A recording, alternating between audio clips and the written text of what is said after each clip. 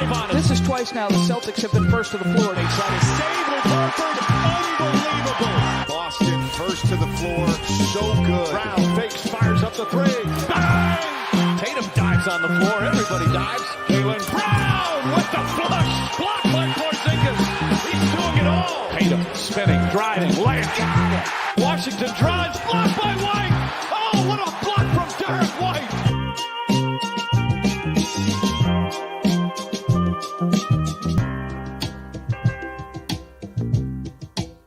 Welcome into First to the Floor. Ben Vallis here. Thank you for joining us. Hope you're doing well. Opening night now less than 24 hours away. Joining me are two guys who know that... fuck that up. Joining me are two guys who know that words will never take their personal power is where I meant to get to. As I botched those very words. Wayne Spoonie and Jake Eisenberg. How are we doing? Sorry. It's more powerful than I thought. I can't even use them, dude. I know. Yeah, too powerful to get out of my mouth eloquently, apparently. It's like pulling Excalibur out of the stone, you know, if you can do it. How are we, guys? Rough start here. Man, nothing better than waking up to Joe Mazzulla, your own mortality is staring you in the face quotes. You know, you never know what's going to happen when you open your phone on this side of the world after media day or after practice and all the injury stuff and all the contract stuff comes out. You never know. And today it's like, all right, I better get myself to the gym because I'm going to die soon unless I get my heart and legs and body moving quickly. I think I almost died during that intro. How are you, Spoonie? I'm doing good, man. Yeah, there's nothing like Monday morning after a long vacation, trying to get caught up on work, and your coach just basically tells you you're about to die. Like, it's just, you know, like other coaches are like, we're really trying to run some actions for Dalton Connect and he had a huge we're really trying to get him involved. And Joe's like, every day is a step closer to your impending doom. And it's like, what? And you're never coming to my funeral. Yeah. But hey, that's like, why we love him. That was the toughest part. It's, well, to be fair, he doesn't know us yet. Hey, he probably wasn't thinking of Spoonie in the time he's close. Yeah, I was going to say, whoa, doesn't know all bad. of us. Yeah, true. Yeah, one of us is in the inner circle. Yeah, he wasn't counting Spoonie. He wasn't counting Spoonie and Greeny in that statement when he said that. Greeny and Spoonie, close personal Mazzulla ball enthusiasts, will definitely be invited to his funeral. There's still time for us, Jake. Exactly. Look, tonight we're going to start with our opening night preview here, but plenty to get to later, so stick around. Hit that like button, drop your thoughts in the chat. Let us know how you think opening night is going to go against the Knicks. Also, as a side note, I have to leave early. I've got a work meeting in the city, so I'm going to leave about halfway through the show, and Jake and Spoonie will carry you home. Opening night, guys, the Celtics. 5.5-point favorites. There's the ring ceremony 30 minutes before tip-off, so plenty of extra motivation for the Knicks there as they sit there and fester and watch us get bejeweled with our championship rings. Precious Achiuwa, the big sneeze, he's out for the Knicks. Maybe we could start with the game plan here, guys. Like, what do you think the approach is coming up against the Knicks opening night? Well, ring night's often weird. I know last year the Nuggets won opening night. And if you're watching starting five, you know, you've got like the Lakers in the back room being like, LeBron's like, leave the door open. Let's hear that shit. It's good motivation. And they lost. So, you know. Yeah, classic LeBron. Lot of that going on in the starting five of like talking a big game and then losing, specifically Anthony Edwards and LeBron James. And then just pretending like nothing has happened. But I think we're going to get a good idea of how seriously we're taking this by how we defend them. Mm-hmm. I think that's probably like going to be the most, the easiest way to figure out if this is a regular season match versus like a playoff game planning type thing. Because obviously you've got like the entire offseason to game plan for this specific team in particular, because like there's no games prior to this. And as we saw in the finals, Tatum on Lively/Gafford, that is kind of the obvious adjustment to this Knicks team where their whole offseason is like now they have this pick and pop, this like potential to have a top 3, top 5 offense or whatever. Are they going to just neutralize that potentially by putting Tatum on Towns and any of our other, maybe just Jaylen on Brunson? Those just start there. And these are your two best players. We're setting the tone for the season. Brunson on, Jaylen on Brunson and Tatum on Cat, and we're just switching it. Yeah, so I rewatched the mini game in Boston where Gobert was out because I thought that was a pretty decent facsimile for what this Knicks team looks like. And Tatum guarded Cat most of that game. Yep. So I would not be surprised at all if we do that. I think the only question is like, do we want to put those miles on him? Do we want to show our hand? Because that's kind of our trump card. But the Knicks just watch us blow the shit out of everybody in the playoffs doing that. So like they know that will be coming in the playoffs. Yeah. So I think that's probably where we'll end up. I hadn't really thought about Jalen on Brunson. But I kind of love it because it makes his job a lot simpler. Like Josh Hart, I don't know if he's going to start probably, but the one thing that concerns me about him is that if that's the dude you hide Horford on, or even if it's JB, like he will crash the glass and he will sneak in for offensive rebounds if you're not connected to him. So that's like the one downside of kind of ignoring him and doing sort of the roamer role. But I don't think it's a big enough issue where like the benefits of just having Al or JB kind of play free safety, I think outweighs like the 4 offensive rebounds Josh Hart might get in the game. So I think, I'm not totally sure who will get Brunson. It's not going to totally matter because he's going to run 1,000 pick and rolls. We'll probably see Tatum on him a ton, right? Mm-hmm. But I love the idea of JB on him, hound him full court like in the first quarter and just like wear his ass out early. So I think we will probably take this game very seriously. I think Joe cannot help himself. It's ring night. It's the Knicks marquee matchup. There's only 2 games tomorrow night. So I expect we'll have like the toolbox open. Yeah, it's a big tone setting performance for the season, right? I think we have to take it quite seriously, regardless of whether or not showing our cards. Yeah, definitely a must win. The first of 82 must-win games of the regular season. But I think it doesn't really necessarily matter who guards Brunson because we've got so many talented perimeter defenders as long as Tatum is on Cat so they can switch that pick and roll action. Do you think, therefore, I mean, you touched on it, Spoonie, our big sits on Josh Hart. He's currently listed in their starting lineup. It's sort of like an unofficial, what ESPN projects starting lineups to be starting the regular season. Josh Hart is listed as their starting 3. I think it makes sense to stick Luke, for example, if he does end up starting, or Al on Josh Hart because he's the obvious like help off of candidate where you can sort of dig on drives and help off of Josh Hart. Does that seem like a sensible strategy? Yeah, I think so. I think. Go ahead, Jake. I was just looking at the comments here. RJ thinks we're going to see Springer tomorrow. I hope you're wrong.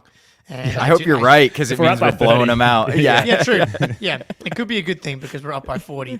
Like putting Horford on one of those. I do think that like you can kind of put Horford on OG. Obviously, you can kind of put him on anyone. Because I worry if you're putting someone, if you put Derek on Brunson, obviously it's going to happen. But, Cat does have some of that Embiid to him where it's like I feel like you can't get him for turnovers. Like, let's say Derek is the one who's on Brunson and then Tatum and Derek switch it and they feed Cat in the post. Then it's just going to be like on the dribble, it's the Embiid thing that they've been practicing for the last 7 years that they're really good at. Mm-hmm. And that's probably the way that they approach it. So, and then like OG, he's a great shooter. But, is he blowing by you off a closeout? Probably not. Like, kind of any of these guys. I'm very interested to see it, man, because obviously we haven't seen it with the Knicks yet. But Mikal Bridges, obviously we've got the shooting thing. He's apparently turned into Markelle Fultz. I'm not sure I can believe it. I'm not someone who thinks that, as fun as it is in the preseason to be like, oh, look, his shot's broken. I find it hard to believe a dude that's been shooting above 37% for 7 years now can't shoot. Like that seems too good to be true. I hope I'm wrong. It would be fantastic news if he now is an awful shooter, but I do find it hard to believe he's just going to now not be able to shoot. But they don't put the fear of God into me off the dribble either way. No, and I wonder if like Missoula's like, there's all this noise about your shot. We're just going to ignore you until you prove you can make threes against us. But really quick on like the switching, the pick and roll with Cat, I think that maybe makes even more sense to have Jalen on Brunson then because I trust Jalen to cover Cat on a post up. So, and then you can have the guards digging down and Derek and Drew are so good at like digging down, staying attached to their man and getting into like big guys handles. So, anyway, but Man, that would be so funny. Like, his shot looks like shit. It always kind of has, though. Very hitchy. Bridges, that is. Yeah, it looks really hitchy, but it always sort of has. But I'm, unlike you, Jake, choosing to believe he can't shoot anymore. So I'm going to be delusional until he goes like 7 of 10 tomorrow night. Yeah, there's so many looks that we can throw at them defensively. Like, we probably will see a healthy amount of drop as well, I think, just given that we sort of feasted off of that throughout the regular season. Even if we do have to go switchy, if it's a closer game as the game continues, and maybe initially like daring Cat to like shoot from deep a little bit there out of that drop coverage. I don't know if you guys have any more defensive notes before we switch to the offensive stuff. Just very quickly, there was a comment in the chat from Tim. Is there going to be a playback room tomorrow morning? Absolutely. Playback.tv/Celtics blog. We're going to be there half an hour before tip for the ring ceremony. Then the party will continue from there. And then Celtics late night after the Garden Report tomorrow night. Yeah, man, I don't have too much more defensively. I think Al's going to start. I'm going to be surprised if opening night, ring night, he's not out there. And defensively against this team, it just conceptually makes more sense to me. Like putting Luke Cornett on Josh Hart, like this, versatile playoff type of defense doesn't make as much sense to me with Luke Cornett as it does with Al Horford or Xavier Tillman. Like if it's Cornett, I'm guessing we're just going to be playing drop coverage and we're going to have Derek and Drew fighting over screens and getting rear contests on Brunson, which is totally fine. Just make him work in the mid-range. Live with him making those tough twos, which he will make. But like, that's not going to kill you. So I think either way, those are your two defensive game plans, and kind of happy with either one.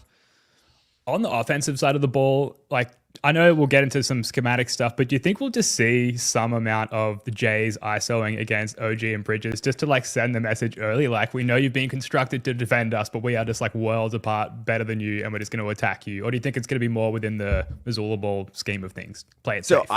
I did a lot of research on this because I'm writing about like who's best equipped to defend the Jays, and my answer is going to be nobody. But both the Jays actually struggled against Bridges the last 2 years, and they very much have not struggled against Anunoby. Like Tatum, 8 of 16, 5 assists, 2 turnovers. The Celtics scored 102 points as a team in the 20 minutes OG Anunoby guarded him the last 2 years, which is like on pace for 200 in a game. And Jalen was 6 of 11, 2 assists, two turnovers against OG.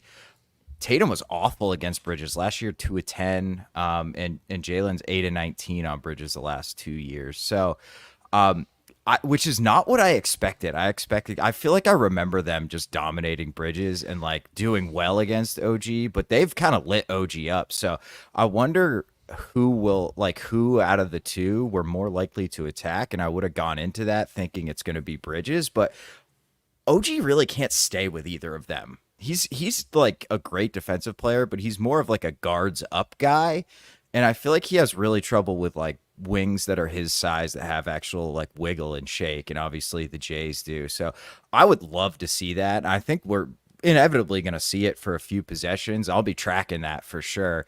But I think the Missoula ball's so ingrained in these guys that like they cannot help themselves but like do the right thing and match up hunt. And Cat's out there. You can't ignore it. Like, you just got to go at his ass. Yeah. I do think that's been beaten out of them for the most part. Like, gone are the days where they're playing against the Heat and they decide to ISO against Bam Adebayo and Jimmy Butler. Yeah, or Jimmy, yeah. It's like, we have Tyler Hero, Max Strus, Duncan Robinson out there, guys. Please. And so I don't, sure, you see possessions where it's going to happen because like that's how basketball works, but I do think they're going to be more purposeful. It's going to be Cat in the pick and roll, and probably Brunson. Whoever's guarding Brunson is guarding. It's going to be Brunson in the pick and roll, and all the actions we know and love. We're going to see the Derek Tatum screen and roll, finding them on the short roll. Luke Cornett on the short roll, hitting shooters. Like, and on the matchup data, Spoonie, because I remember I went back and when I posted the rage bait on OG Anunoby guarding the Celtics, like. The matchup data is just a bit weird, like because it's funky. There's so much happening on a given possession, and even like the Bridges stuff, they were so bad as a team the last 2 years that like I can't even take the numbers seriously because those are often like some of Tatum's worst games, or and like, yeah. So I don't know if there's too much to read into it, but I think more importantly, they're going to go away from those matchups because they should at least. I mean, I'm interested to see it. Yeah, I don't think there's anything like Knicks specific necessarily, other than like they do have some defensive personnel weaknesses in Cat and Brunson, which they'll exploit by putting them in like just generic pick and roll actions. But other than that, the same recipe as the finals, really. Like it's clearly just a winning recipe, and that is that 5-out spacing. Al is such a good spacer at the 5 because he's a fucking sniper from beyond the arc. But even Cornette as a spacing 5, not as a shooter, but like as a play initiator above the key, outside the 3-point line, or slipping into that short roll space. There's a lot of play initiation that Luke can do to bring Cat out of the paint, for example, that doesn't involve him shooting. And then the 4-1 spacing as well with either Derek or Drew at the dunker spot. Basically, whoever Brunson is guarding, just like bring him into that like help/rim protector situation. And then just we've got so many guys who can crack through the perimeter off the dribble, get downhill and force Brunson to come over and help. Who knows? Maybe you get lucky, you get him into foul trouble, or you just like fucking dunk right over him. There's so many advantageous positions we can put ourselves in just by using that same recipe as the finals. Yeah, one thing we go ahead. Oh, go ahead, Speedy. I was just gonna say one thing we did with Minnie a lot is that whoever like not Anthony Edwards and McDaniels were guarding, so if it was Conley or if it was Nah, that guy would set a lot of down screens for one of the Jays to try and get the switch there. And then if that doesn't work, then you run another action out of the pick and roll. So like, I think we will open up every possession with attempting to get the switch off ball, because then you're cooked. Then it's like Brunson on a Jay in a pick and roll with Cat. And, and it's like, no, this is just over. This is a bucket. So I'm going to be keeping an eye out for that. Like a lot of off ball screens, whether it's Drew or Derek. And both those dudes are really good screeners for guards too, which I think is like an underrated skill. Yeah, this is and like the Josh Hart matchup. There was a game last season. Tatum had 35, and like the entire game was just Tatum posting up on Josh Hart essentially. Yeah, like he's not. So like 3 of the 5 guys they plan to start should create some kind of advantage, I think, for the Celtics. Like I do respect OG and Bridges enough where it's like they can cause trouble for both Jays on some level. Like the Jays aren't just going to walk over them for 48 minutes. That's not what we're talking about here. But sure. When you've got 3 other, I think that's the problem, is if you've got 3 other guys where you can create advantages, and then is it Jericho Sims? We get into the bench. It's like Tatum in the bench who has like, but at the same time, it's only a 5.5 point line in this game, which is smaller than I thought it was going to be. I was expecting it to be like 8.5, similar to the home games against the Mavericks. Like this is smaller than I thought, and I wonder if that's just because ring night is often kind of weird. So yeah, we're talking very positively. Obviously, we're talking about the Celtics winning right now. We've been living in a state of Celtics exceptionalism since the moment the season ended last year, and we will lose a game at some point. I'm really hoping it's not tomorrow though, because that was just going to be so annoying to have this whole offseason talking shit and then immediately lose to what people are saying is our biggest competitor in the Eastern Conference. So I would really like to just win the game. But I didn't like the 5.5 line. It has me a little nervous. Yeah, well, I just think, like you said, coming off of the emotions of the ring ceremony, it's just easy to, suggest that the opposition are going to come out, extra fired up. Although that didn't work for the Lakers and Nuggets last year in the Lakers case, thankfully. So some precedent in our favor there. Do we want to talk like narratives and like what? It'll be only one game, but like what data points can we draw on for some of these narratives? Like you talked about Jaylen Brown, like switching on those Cat Brunson pick and rolls and like bodying up Cat in the paint. Do we get some early indications of Jaylen Brown like gunning for an all defensive team spot? He missed out last year. Are we going to see like a surging of Jaylen like towards that from game one? Or are there any other sort of narrative aspects that you're looking for data on from just one game? I mean, the Tatum jump shot, of course, is going to be a big one. First possession. For sure. Yeah. I almost wonder if like you have to be so good defensively when you're an offensive star to like overcome that perception of you as an offensive player to win like an all defense. Like I honestly think neither of the Jays, even if they're deserving, which they Jaylen, I think Jaylen was a step below that. And I think Tatum probably could have been all defense for the last couple of years. But this, like, they're not even in the discussion, and it's because they're too good. Like, they're suffering from their own successes. What is that, a Drake meme or whatever? But so I would love to see Jalen come out and just absolutely hound Brunson, because he's going to ride that wave of doing that to Luka and Kyrie in the finals. And yeah, that's when the narrative starts early. And I feel like people really latch on to narratives from the first like month or two. And that can propel voting even as late as the end of the season, especially with all defense, where like half the voters aren't paying a ton of attention throughout the season. Even just looking at the all defense teams like right now, like unless you're a big man, like you're just like a specialist defender. There's not a single offensive superstar on this list, which I think is two pronged. One, who are the offensive superstars that are also? It's like just Tatum basically, like Anthony Davis, but I wouldn't necessarily describe him as like an offensive superstar the same way I would describe Luka. Giannis is the only one. Giannis is the only one that is in this conversation as well. But other than that, but you look through the list, it's like Caruso's, Drew Holiday's, Brook Lopez, Mobley's, Suggs, Jaden McDaniels, Herb Jones, those types of guys. Like there's no, I'm going 3 years back, Thibault. That's, oh my God. What a disaster! What a fucking embarrassment! Yeah, it's almost as bad as Siakam's second team all NBA a couple years ago or whatever that was. What about Derek White? Yeah. Two-way superstar archetype. True facts. Exactly. Like Jimmy Butler, Kawhi, going back to 20/21. But you have to be that good at defense. Like Jimmy was like DPOY, and obviously Kawhi won a DPOY. Like that, it's unfair, man. It's bullshit. That's all. Absolutely. On the other side of narrative things, I think Al Horford, everyone's going to be looking to poke holes in his game early. Like I feel like we've been doing this for the last 5 years, not us specifically, but like outside Celtics pundits, like, he's looking old, he's looking a step slower. 35 might be like the falling off point for Al Horford. Meanwhile, he's like going to turn 39 towards the end of this season when we make the finals again.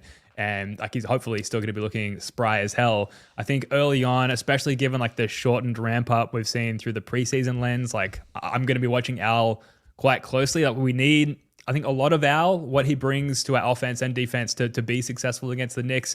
But at the same time, we want him to be in the process of ramping up. We don't want him fully ramped up during game one. So I think that's going to be something interesting to track. And the Drew minutes as well, in the same vein. We saw him have sort of a shortened leash, for lack of a much better term, in the preseason. Like, is that going to continue going to game one of the regular season, where we sort of keep him on a minutes restriction heading into the early start stages of the season? It's going to be a classic push and pull, man. I want to win this Knicks game, and you guys also want to win the game, but you want to see Al Horford play 0 minutes, Andrew Holiday play 0 minutes, and ideally, and preferably Jaylen Brown and Jason Tatum also play less than 20 minutes. So there's a push and pull with this thing. Like you're absolutely right. Like this team is a lot better when Al Horford, on this version with no KP especially, is a lot better when Al Horford's playing 28 to 30 minutes a night. But that is not anything we want to see in the regular season. So it's that I think there's a chance we see them push the minutes a little bit tomorrow night, just considering who they've got on the schedule the 2 games afterwards. And I don't know, just all of the messaging we're getting out of camp. Jalen's interview with Stephen A today had a great quote about like he's ready to come out swinging, extra motivation, always looking for an extra chip. Like just the Jays in particular maybe would not surprise me if they get to 40 minutes on opening. Like, it's a must win after all. Sure. I wonder, at least on Al, I feel like Tillman's a pretty good matchup for this version of the Knicks.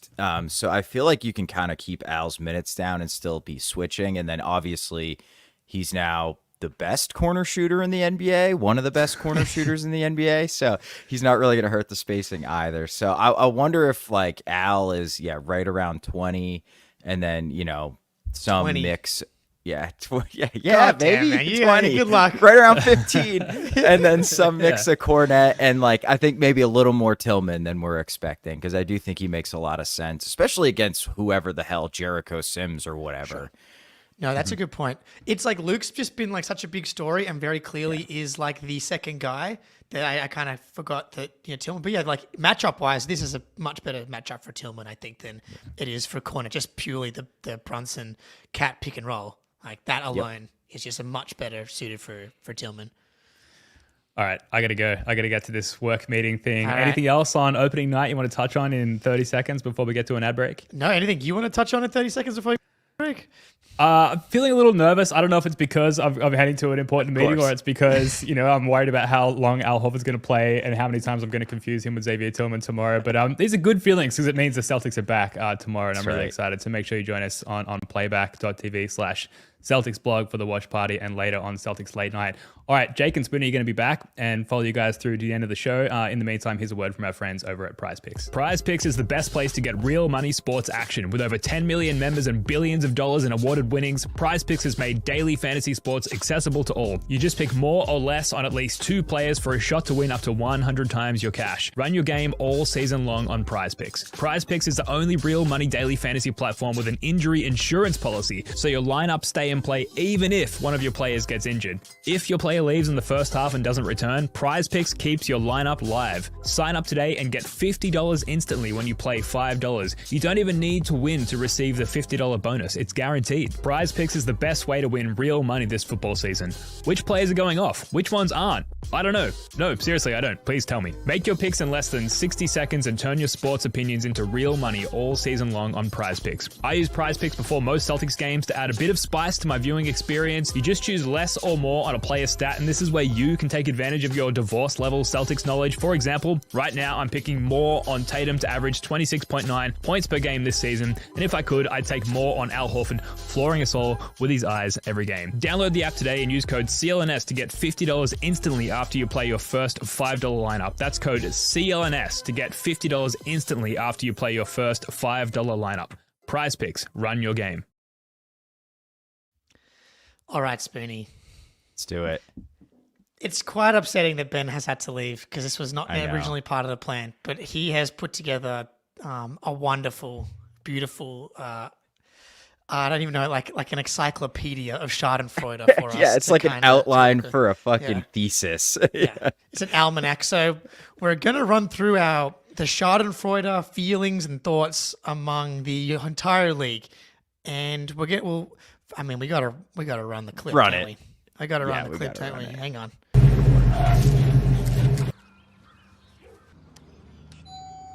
Sarah, I cannot believe.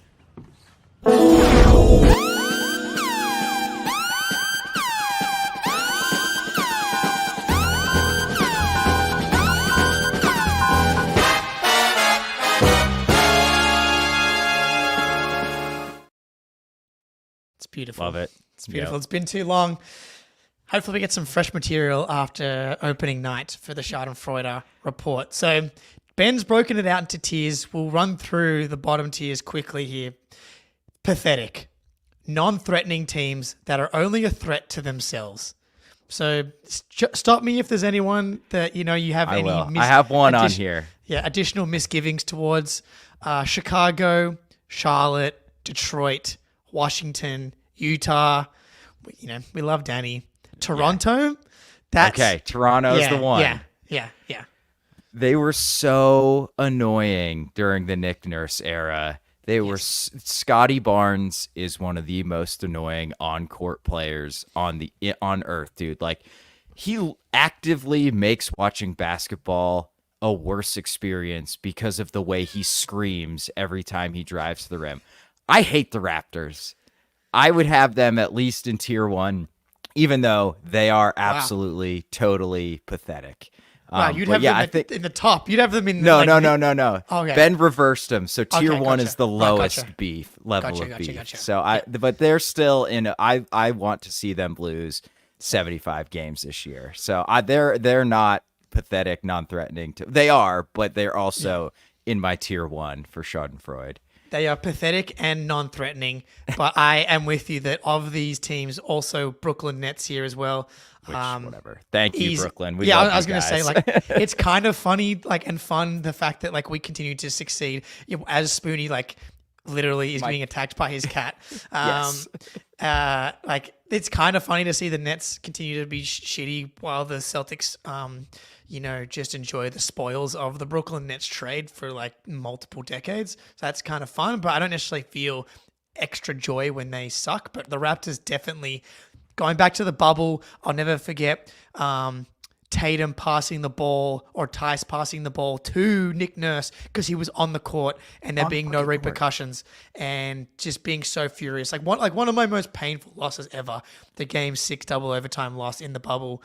Even the Game 3, the OG Anunoby shot. Yep. And that whole, like the Kyle Lowry and their fans, dude, they have some of the worst fans. Like they've chilled out because they have to now because their team's so bad. But like when they were like fringy, not contenders, they were just pick me, the pick me team fans. Yeah. Coined the Toronto Termites by Ben Gulliver. So annoying. And dude, like the Siakam's better than the Jays stuff.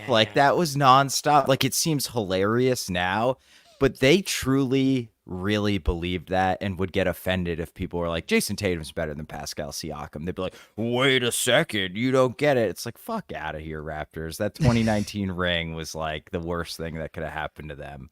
I'm sure they disagree though, but yes. All right. Fun, friendly teams that we have no beef with. Portland, like it would be great if Robert Williams just came back and is healthy. Yeah. That Love would be Portland. awesome. Like Klingon, like kind of a fun team. The Spurs, no misgivings to them. They gave us Derek White. Them getting good is like kind of better for us in a way because they have that 2028 pick swap anyway.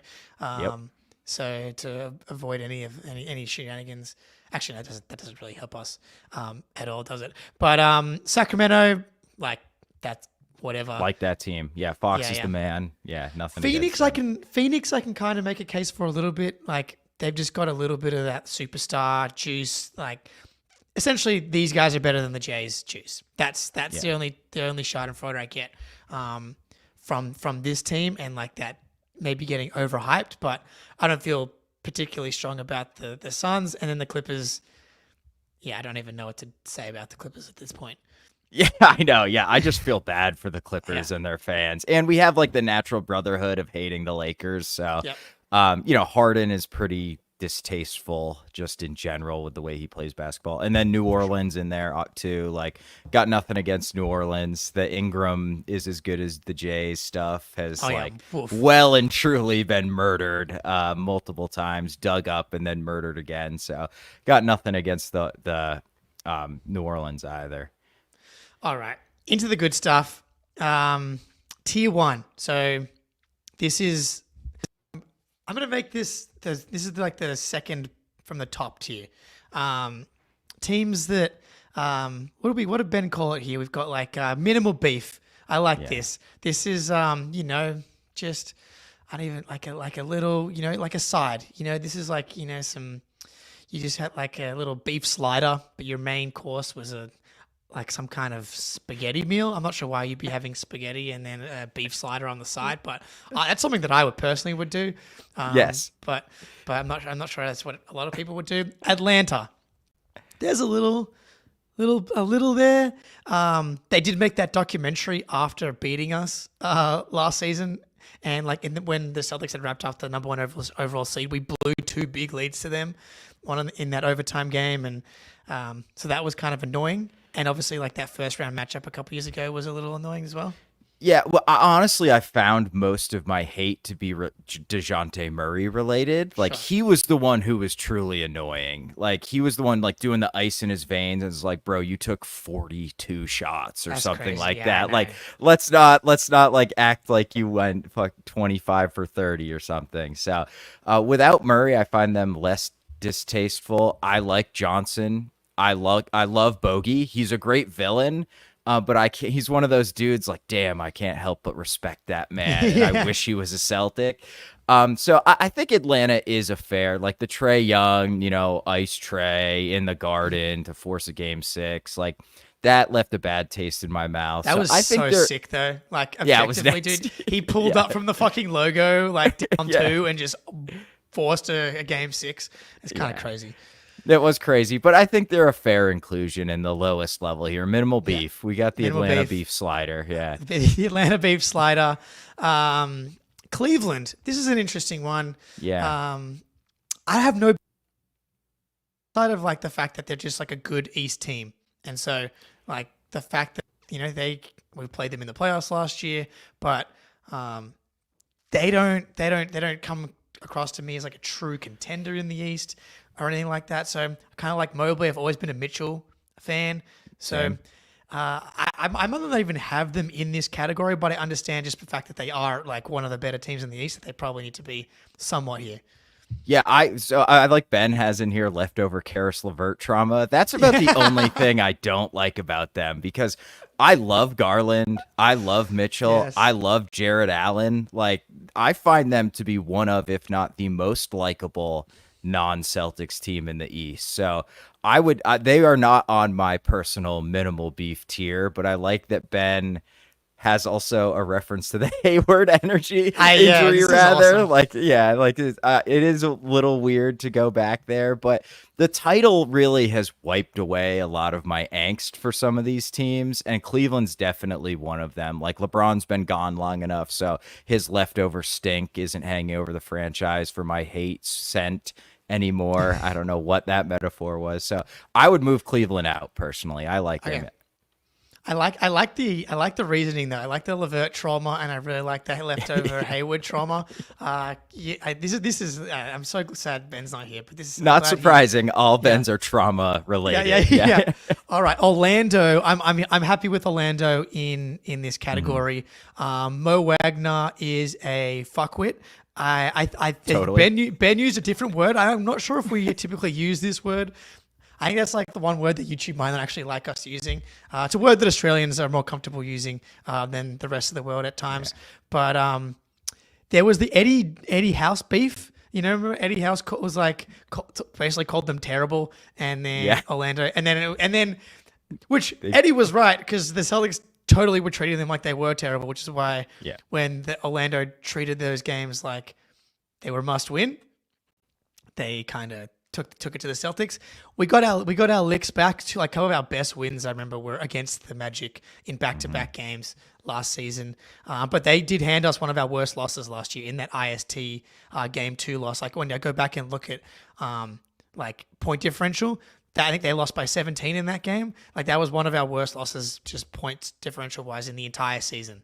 Yeah, and like I think part of that loss is why we had to beat the Bulls by like 40 or whatever we did to move on. But I don't have anything against Orlando right now, but I know when Paolo and Franz are playing well, there's going to be a whole lot of best duo in the East. Like, oh, they're the young new guys on the block. And that's going to piss me off to no end. So I like sort of the prospective addition of the Magic into our tier 1, the minimal beef tier, because that is going to annoy the shit out of me, because people, all they did was denigrate the Jays their entire career. And then these new guys come up. It's like the whole thing with Edwards, who I used to love and now kind of find annoying. It's like they crown these dudes and hold them up as they're great. And it's like, you didn't do that to our guys. Like, what the hell, man? So that's coming. It's perfect. The Anthony Edwards comp is perfect. It's like, you can see it coming. It's like Franz and Paolo are who Jalen and Jason think they are, or who Celtics fans think they are. It's coming, dude. So it's absolutely great preemptive strike from Ben on that one. Indiana, this is an interesting one because we swept them, and it was like it has a very special place in my heart, that series, because the games were awesome. The Jalen sends the game 1 to overtime. The Tatum behind back pass to complete the 17-point comeback in game 3. Drew steals, the Nemhard. Oh my God, amazing. So Neesmith hates us there, which Ben hates us as here, which makes I know Spooty more mad than anyone. This is hard for me. He should love us. We sent you to a great look at you. You're welcome. Yeah.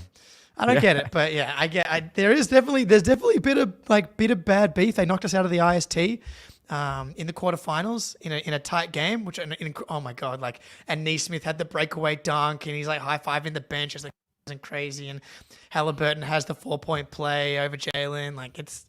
I get it. It was a lot.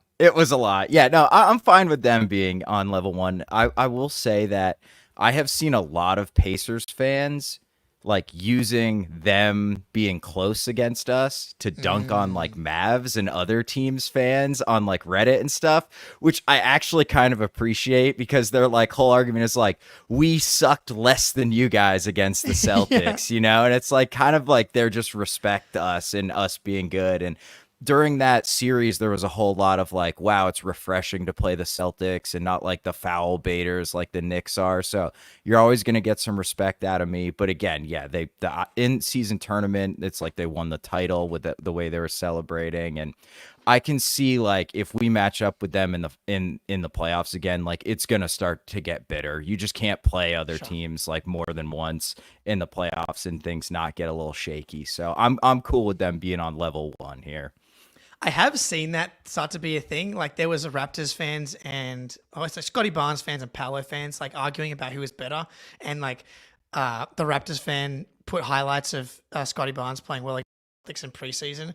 And then the Magic fan was like, we were doing this in Paolo's rookie year in games that mattered. And I was like, I love this, dude. They're just arguing about who plays better against the Celtics. It's awesome. It's beautiful.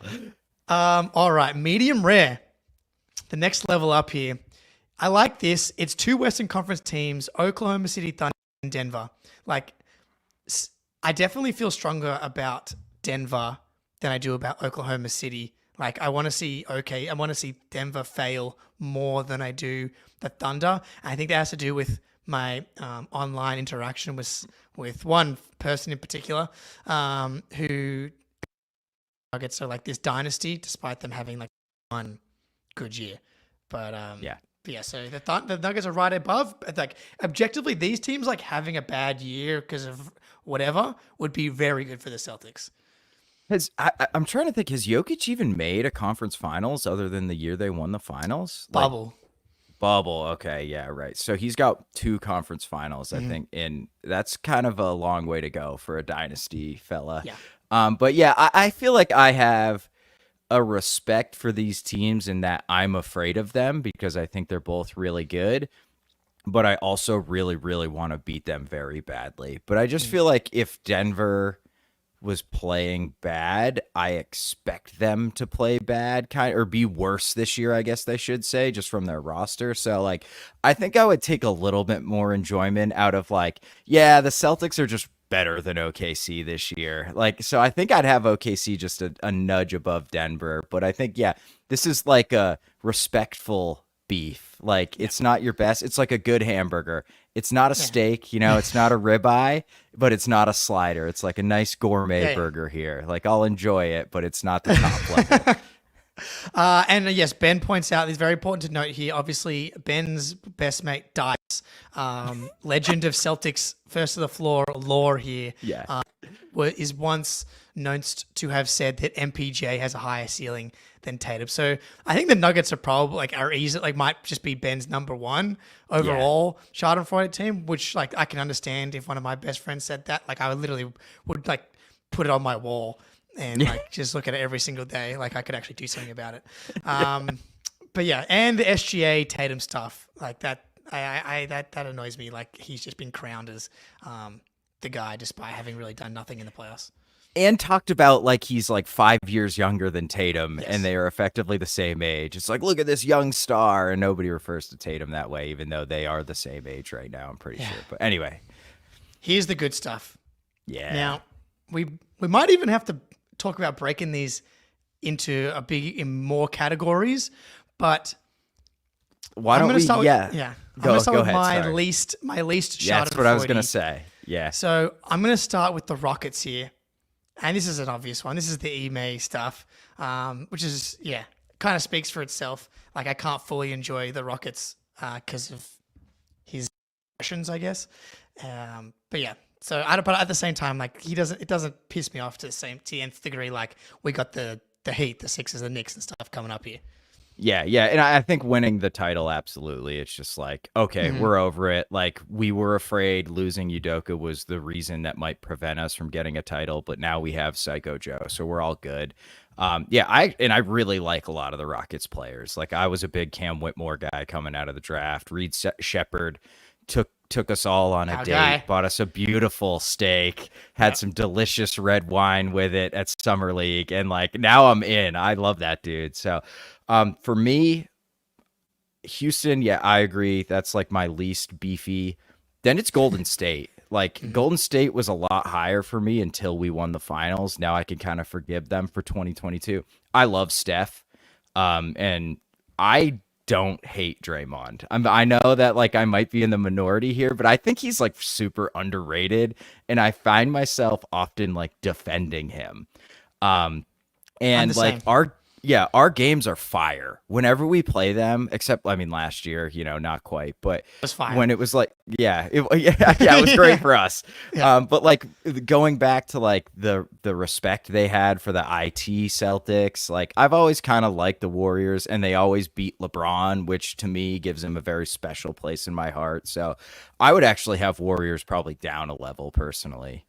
Shout out Ruben Gann. I was like, is this my friend Ruben Gann? Yes, it is. Ruby G. Hell yeah. What up, dude? Golden State fan. Yeah, look, we've had a very amicable relationship. You know, he was very gracious in victory in a way, you know, I may not have been if the Celtics had won that 2022 title, but thankfully it was the other way around. But yeah, like I'm the exact same, man. Like Steph, like he's one of the greatest shows in the history of the sport. Draymond, couldn't agree more. Like one of the most impactful players of a generation at the same time. So great that we've got the title. Heal the wounds of the 2022 finals. That's right. All right. From there, the Mavs are next. Like I think I gotta have the Mavs next. We're getting juicy though. Don't get me wrong. This is now. I think that might be the tier break for me. I think this might be the beginning of a new group for me. Yeah. Like the way the Mavs fans have acted after the title. Like there was just zero humbling. Like you just got your shit kicked in for an entire series, embarrassed. Your star player was just embarrassed for 5 straight games on defense, and the way that they've come out. Lively is supposed to be this and that, and it's like Al Horford's still better than Derek Lively. Okay, Yep. So just like settle the fuck down. So they're like, I would love them to make the finals. So I kind of want good things to happen to them in the regular season because I want to do it again. Yeah, hell yeah, dude. And dude, I saw a Mavs fan on Twitter today post a picture of Luka with ice on and being like, this is such a warrior. This is like, you think we lost because we're worse? No, Luka was injured. And it's like, he looked fine in game 5 and then got a week and a half off. Like, was he really injured? So I don't really have any beef with the Dallas team. This is more totally fan base related for me. You're right. They've been totally insufferable, not gracious in defeat at all. Kyrie got embarrassed in the Garden. And like, there's no recognition of the Celtics being the better team. It was just like, oh, we were hurt. Like everybody's hurt. It's the finals. Like everybody's banged up, man. So KP. I'm with you. No KP, we were also injured. Those guys suck. So I think that's definitely a beginning of a new tier here. Hold on, can I throw something out here? Yes. I think I hate the Bucks less than the Mavericks. Okay. Okay, and here's my reasoning here. My beef with the Bucks was huge. They were may have been number 1 for a while, but this like ignoring of Giannis, and I think you and I have talked about this before, where it's like, why are people crowning Luka over Giannis? It makes absolutely no sense. And I think I just do not really perceive them as a threat anymore because that team is like, you know, hobbled completely and like in the old folks' home. So like my respect for Giannis has always been way up there, always remained, and now they're not really a threat to me. So I feel like less beef with them, but they do have a pretty shitty fan base. So it's tough. Yeah. It's tough. So I tried to make this case to Nathan Marzion. The idea that like both the Celtics and the Bucks have titles, like I would be so much less pained if the Bucks were the team that ended up making the finals than if it ends up being the Heat, the Sixers, or the Knicks, because they've done it. Like they can already like take part in the no Larry conversations. You know, they have their title. So, you know, we've got the Drew Holiday common ground. The Giannis being underrated thing, like he's even more underrated than Tatum now. Like Yeah. the fact that he's just like consensus number 3 and Lucas leapfrogged him is such an insane thing to me. And so yeah, you're on the same page. So I think that's fair. I could hear having the Bucks in that tier as well. But now we move to Yeah, this is tough now. This is the tier. The big four. This is the Mount Rushmore, I think, here. Like, I feel like I know your number 1, but my number 4 is probably your number 1, and it's the LA Lakers. I think do it might not be- have the Lakers 1. I'll say that. Okay. I'll say that. Go ahead. It might be the fact that they're not a threat anymore as well. It might be the fact that the propaganda of LeBron's undisputed, I'm pretty sure he produced the Starting 5 documentary. It's absolutely worked on me.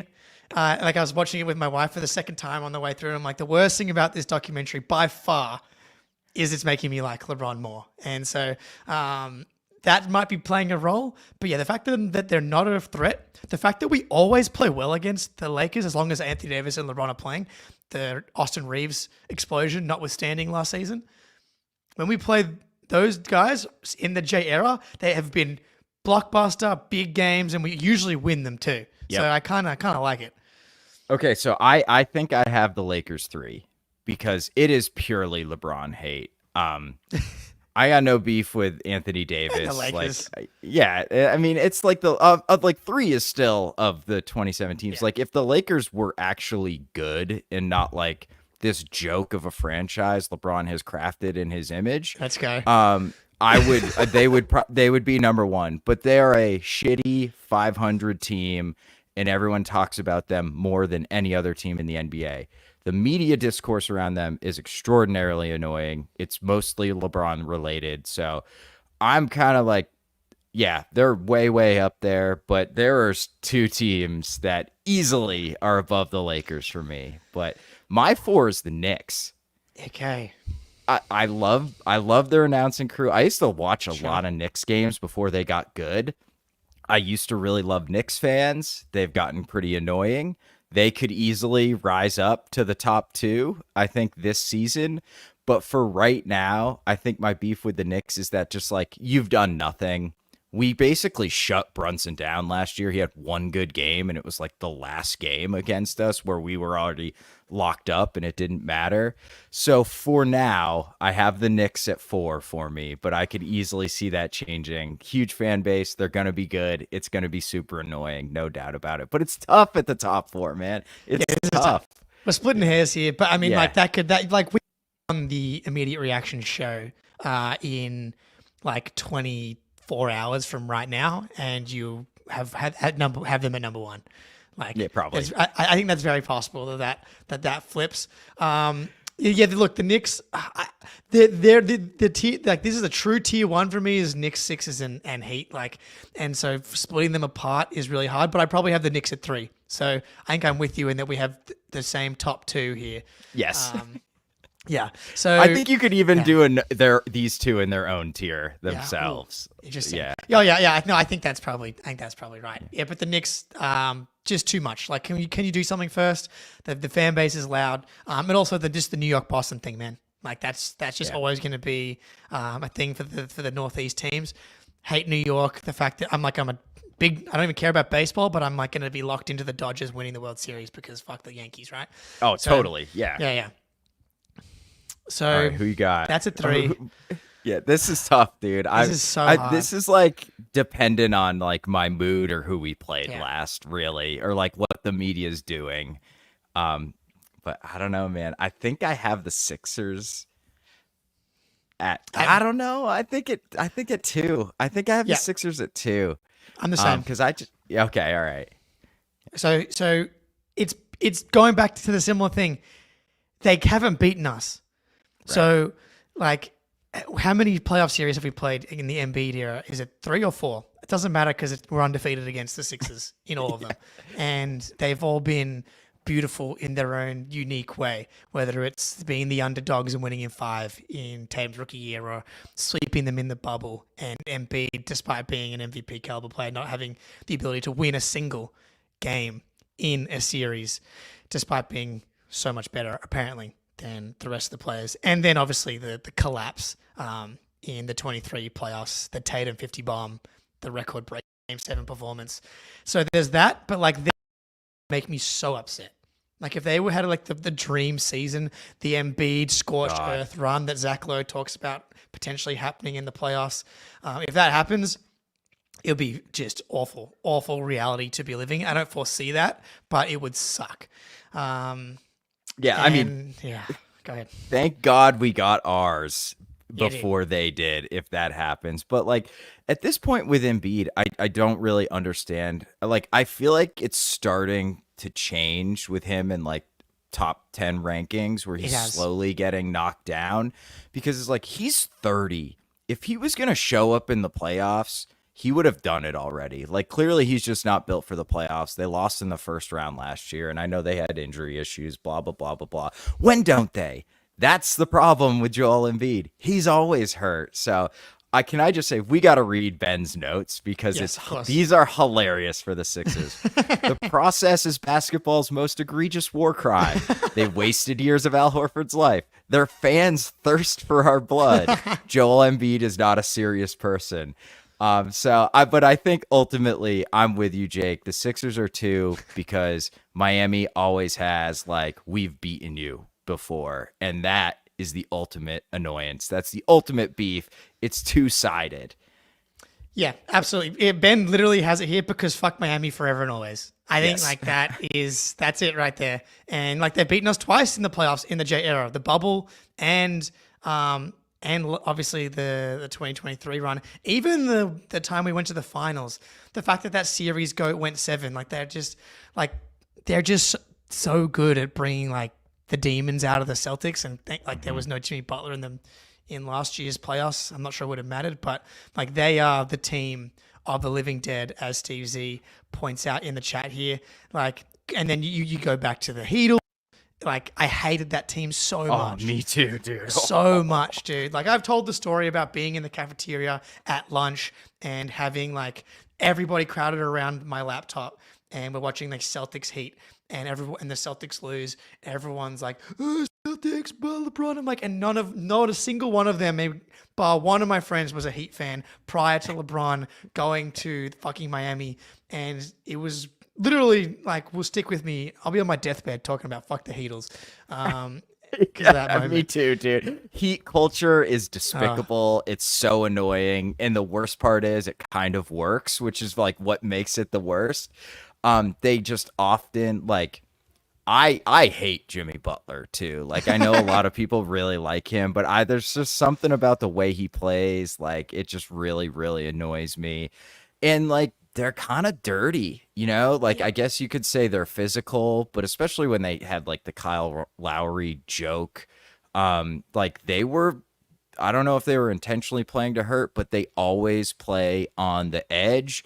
And Caleb Martin in the first round was it game 1? I forget which game it was, but yeah, he undercuts Tatum. Like they're down 20 with like 60 seconds to go, and we like see our fucking playoff lives flash before our eyes.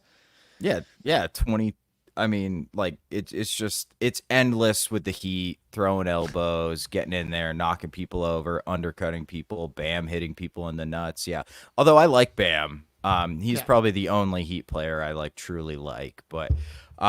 It's the Heat number 1. Unless Philly like wins a title, then they're gonna jump them. But other than that, it's got to be the Heat, as Ben put it, forever and always. Yeah, if one of these teams wins a title, it's gonna probably put them at number 1, right? Like it's Philly, Miami, except New York. maybe Milwaukee. Yeah, exactly. Oh, I see what you mean of the top 4. Totally. Well, because it's like as I said, like they've got one already. So like Milwaukee having one already. I mean, them having the most like this little era would piss me off, obviously. But at least it's Giannis. Tough. As we said, I respect the shit out of Giannis. Embiid, no.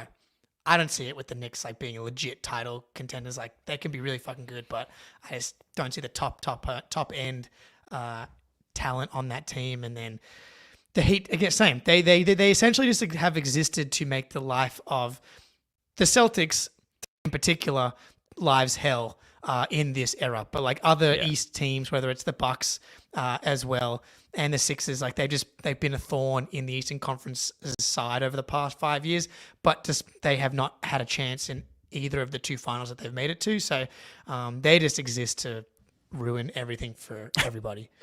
Make the NBA less fun. It's like, Yeah. oh yeah, the Heat, Denver, what a fucking finals.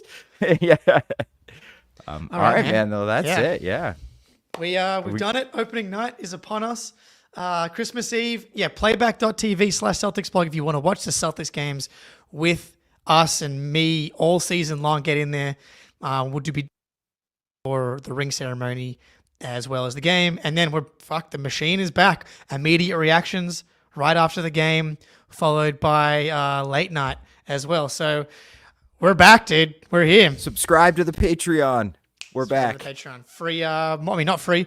More exclusive content though. More content, But yeah. So we'll be doing another Patreon episode probably on the day after the game, would be my guess. But yeah, man, we'll see you all there. Everybody, thank you.